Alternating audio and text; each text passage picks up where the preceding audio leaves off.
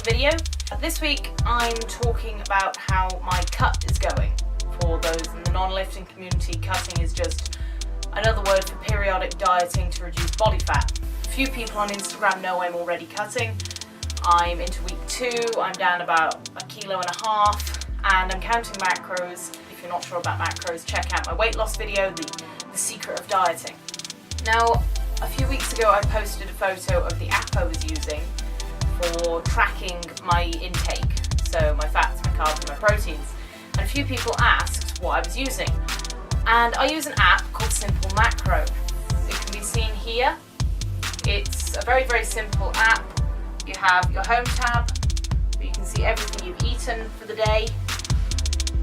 In the middle, you can add, and you can select from favourites, so I've got a whole list of favourites in there. And you've got your stats, so you can see yesterday and the week view, and you can see how you're doing. It's very basic, it's a very simplistic app. Now, a few people are probably wondering why I don't use MyFitnessPal. I personally found MyFitnessPal was a little bit complex, and I felt like there was a lot of faff involved, personally. I also noticed with MyFitnessPal, I don't know if it's changed, but you had to pay to get the macro settings, and I'm not interested in that.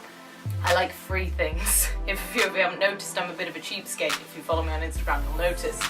By the way, I should mention this is not sponsored by the people who made Simple Macro. I have no idea who they are, but I just really like the app and I thought I'd share that with you. I do get quite a few questions asking what I eat, what my favourite sources of protein are, how I deal with cravings, so I thought I'd go through a few of them in this video. Firstly, I'll say I tend to be the sort of person who does eat the same stuff no matter what. I tend to get into food habits, I get comfortable, I find easy foods. So at the moment, my regular breakfast, I have beans on toast with fried mushrooms and pumpkin seeds, no butter on the toast, so I can reduce fats that don't contain proteins, because on a vegan diet, the hardest thing I find is getting the right balance of protein to carbs and fats. So I try and add them in wherever I can. My current secret weapon is powdered peanut butter, which I pointed out on my Instagram when I was waiting for an order for my protein. Again, not sponsored, just pointing out where I get things from. They had an 80% off sale, so I figured I'd buy some in. And it means I can get a lot of protein for not a lot of fats. So my other current favourite is peanut butter and banana on toast with pumpkin seeds and cocoa powder on, just for a bit of a sweet kick without overdoing the fats but bumping up the proteins again. I absolutely love Trek bars. They're not bad on the go, they're a high protein snack. I eat rice cakes, dark chocolate ones, to kill my sweet tooth because it is a constant pain in my backside. I eat a lot of bean burgers. I'll make up stir fries or curries or stews or random mixes of things, and I tend to go for the foods which have the best carb to protein ratio. So I'll go for things like bolotti beans instead of kidney beans, or haricot beans instead of chickpeas. I'll have cauliflower, sprouts, bean sprouts, edamame beans, peas, lentils, split peas, foods like that, which they have quite a high protein kick. I do enjoy cooking to an extent, and I do work from home, so it does make it easier for me, but these foods are easy to prep. Sometimes if I'm feeling really lazy, I'll go for like mushy peas, beans, cauliflower, and just put a bit of salt and pepper on if I'm away at work all day and I can't be bothered to cook up food properly.